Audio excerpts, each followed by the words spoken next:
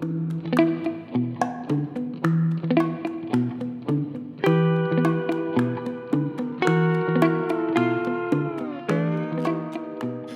bienvenidos a esta segunda lección del curso de Infografía Periodística del Explicar al Narrar. En la lección anterior os mostraba algunos ejemplos de antecesores de la infografía, tal como hoy la entendemos. Os mostraba las gráficas estadísticas de Florence Nightingale o de Charles Joseph Minard, o los trabajos más ilustrados del jesuita Atanasio Kircher, las representaciones científicas de Copérnico. Todo ello converge a principios de los años 80 en lo que hoy entendemos como el oficio del infografista. Pero en verdad hay muchas maneras de hacer, son muchas maneras diferentes. Puestos a dividirlo en dos grandes grupos, que creo que corresponde hacerlo, podríamos hablar de, por un lado, la infografía ilustrada, realizada mediante ilustraciones más o menos figurativas, y por otra parte lo que se ha venido a llamar hoy en día la visualización de datos. La infografía ilustrada nos explica un tangible, por tanto su representación es figurativa, ya puede ser real o imaginario, en un periodo de tiempo muy breve o en un momento dado concreto, ¿no? Por ejemplo, nos puede explicar cómo funciona determinada máquina, o en el caso más periodístico, cómo fue determinado hecho noticioso, como puede ser un accidente de tráfico múltiple o un atentado terrorista. Pues un periodo de tiempo breve, corto, ¿no? Por otra parte, la visualización de datos narra conceptos, es decir, intangibles, por tanto su representación se realiza mediante figuras geométricas abstractas, también reales o imaginarios, y puede hacerlo a través de un periodo de tiempo que puede ser muy prolongado. Puede narrarnos desde unas horas de indicador bursátil hasta el número de seres humanos que hay en el planeta Tierra en los últimos 25.000 años. Un ejemplo del ilustrador científico universal podría ser Leonardo da Vinci, un genio absoluto, un artista sin duda, pero también un científico, un pensador. Seguro que conocéis todos vosotros los estudios anatómicos que realizó, donde describe con enorme exactitud cómo es el cuerpo humano en su interior, ¿no? O, por ejemplo, también los dibujos fabulosos que hizo sobre los diseños que hacía de máquinas de todo tipo, ¿no? Voladoras, pero muchas máquinas de guerra, ¿no? Son unas casi infografías ilustradas fabulosas que hoy probablemente su lugar natural sería la revista National Geographic, ¿no? Otro asunto muy diferente es la visualización de datos. Para empezar, es mucho más moderno. En 1500 pues no hay constancia de que se recogieran datos, no había este interés, ¿no? Estaríamos hablando ya del año 1750, más o menos, que empezamos a recolectar datos. Lo que estáis viendo en la pantalla es un simple listado de unos cuantos datos. Los accidentes aéreos y las víctimas de los accidentes del año 1948 al año 2014, es decir, aproximadamente 65, hay dos columnas, unos 130 cifras, ¿no? Y si lo miramos, pues nos cuesta entender, o directamente no podemos entender, no podemos ver lo que está explicando.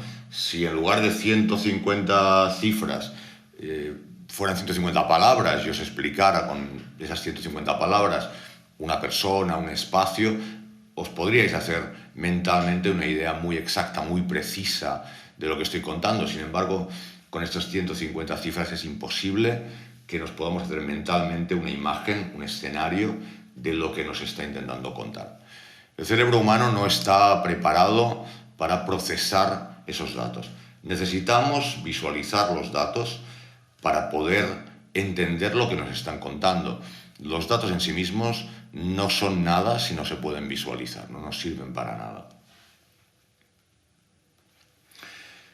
Aquí veis la representación visual de esos mismos datos. Es un gráfico que publicamos en La Vanguardia hace unos años, y aquí sí entendemos rápidamente también por una convención cultural, porque conocemos este tipo de gráficas evolutivas de la que luego os hablaré, podemos ver la historia de estos datos, ¿no? Cómo abajo representado mediante unas finas barras los accidentes aéreos han ido descendiendo con cierta oscilación, pero han ido descendiendo desde el año 46, que es el primer año en el que esta gráfica nos habla, hasta prácticamente la actualidad, donde alcanzamos el menor número de accidentes, y paralelamente como el número de víctimas de estos accidentes pues corre bastante aleatoriamente y al margen del número de accidentes. Llama la atención y nos abre a preguntas pensar por qué entre el año 70 y 75 se produce con mucho el mayor número de muertes cuando el número de accidentes pues, prácticamente no ha variado, porque en el último de los años de esta gráfica, siendo el menor número de accidentes, el año con el menor número de accidentes, sin embargo se dispara el número de víctimas. Todas estas preguntas las podemos hacer enseguida, las podemos ver, nos resulta muy sencillo entender esta gráfica. La visualización de datos estadísticos tiene un autor y un punto de partida muy concreto. Se trata de William Playfair y de la publicación de su libro The Commercial and Political Atlas, que tengo aquí un ejemplar, bueno, tengo una edición facsímil, y a pesar de su título, no contiene ni una sola cartografía, ni un solo mapa. En cambio, tiene multitud de gráficas, estadísticas, que inventó este ingeniero y economista inglés. En este libro, William Playfair incluye los 3 modelos de gráficas estadísticas que hemos venido utilizando desde entonces y que conviene reconocer y saber cuáles son las diferencias entre ellas. La que estáis viendo aquí es lo que él denominaba el polígono de frecuencias, más comúnmente conocido como gráfico de fiebre, que es el que veíamos antes en el caso de los accidentes aéreos, y que nos muestra la balanza comercial de Dinamarca y Noruega con Inglaterra entre los años 1700 a 1780. O sea, el gráfico contiene 80 años de historia, ¿no? Y resulta, como veis, facilísimo ver cómo en un momento dado da la vuelta y esa balanza comercial que es favorable a Dinamarca y a Noruega pasa a ser favorable a Inglaterra. Esto con un listado de datos nos resultaría imposible de apreciar. Destacaros lo siguiente, que es muy importante. El gráfico del polígono de frecuencia, las fiebres, tienen 2 ejes, X y Y. X, el horizontal, siempre, en él siempre corre el tiempo, y en el vertical, en Y, el concepto. Es decir, este es un gráfico para representar la evolución de un concepto determinado durante un periodo de tiempo.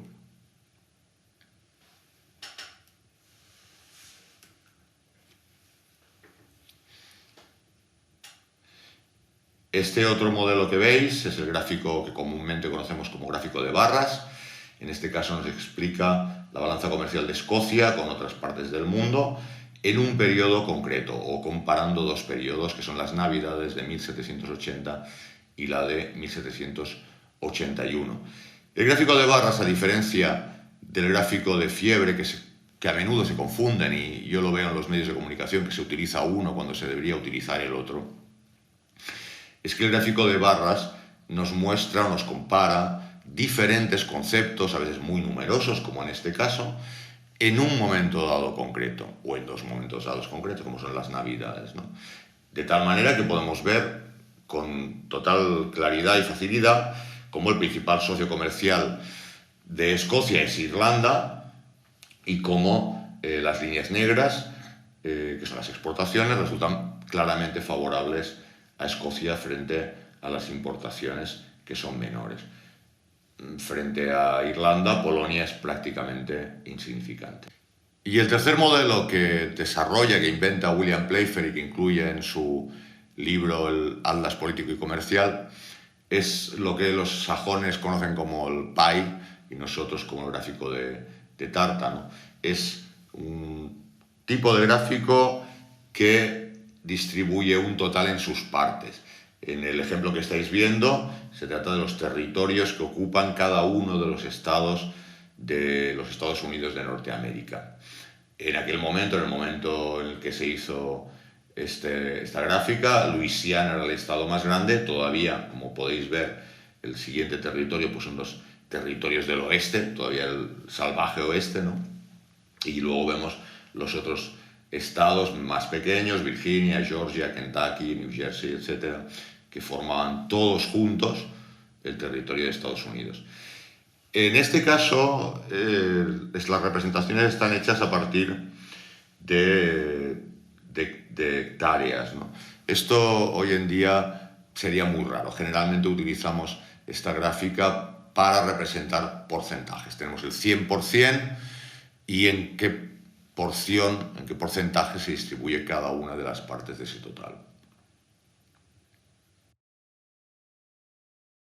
Otro caso paradigmático de la visualización de datos es el mapa del cólera del Soho del médico John Snow.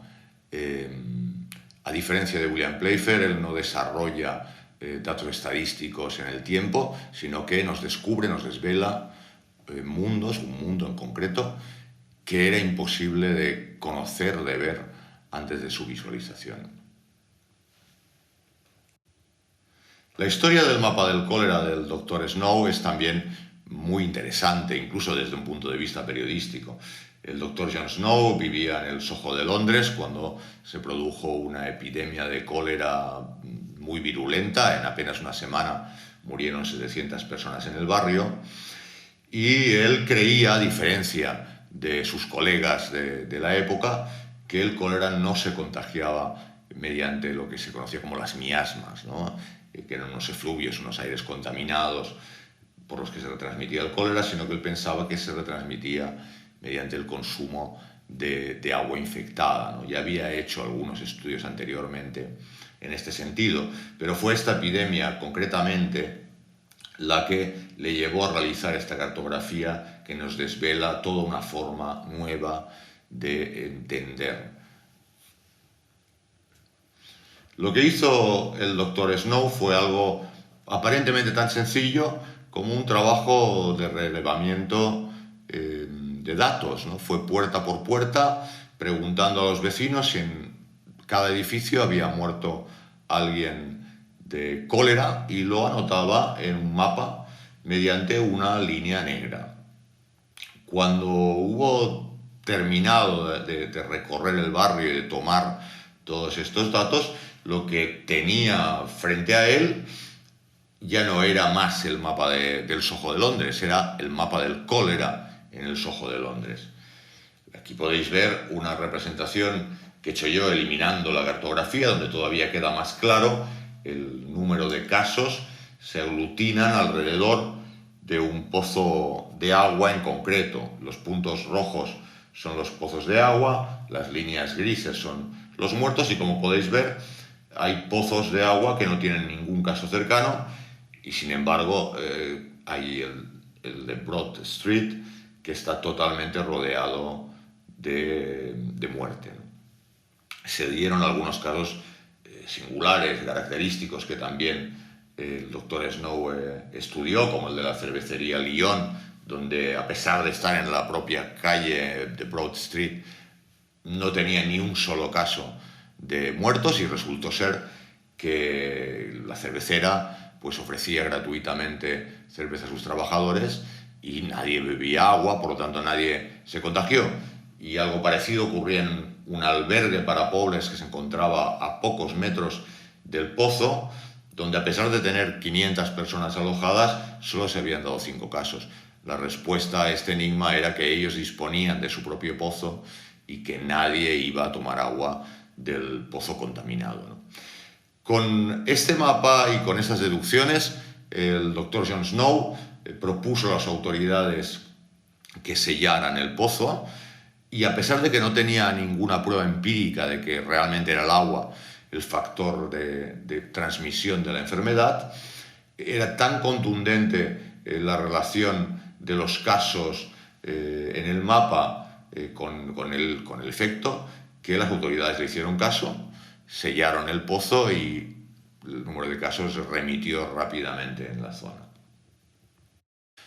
Hoy en día, las gráficas de William Playfair y las visualizaciones de datos muy empleadas con el fenómeno actual del Big Data son las que utilizamos habitualmente en este caso, en esta situación que estamos viviendo con el COVID-19. Estamos siguiendo con estos modelos la realidad de esta pandemia, cómo se está distribuyendo por el mundo. Podemos ver el mapa mundi del COVID, de esta pandemia, y también la evolución en casos confirmados, en casos diarios, mediante las barras y las fiebres que inventó William Playfair.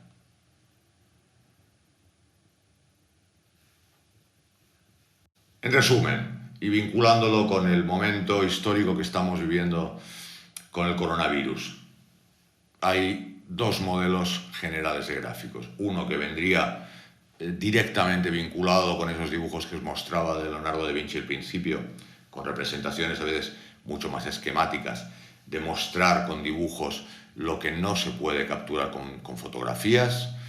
En este caso, cómo es el nuevo coronavirus y cómo se reproduce. Lo podéis ver en este gráfico de la BBC, pues cómo la forma que tiene, una representación sintetizada de este virus, cómo se introduce en el cuerpo humano, cómo actúa sobre las células, todo mediante esa combinación de dibujos esquemáticos y palabra.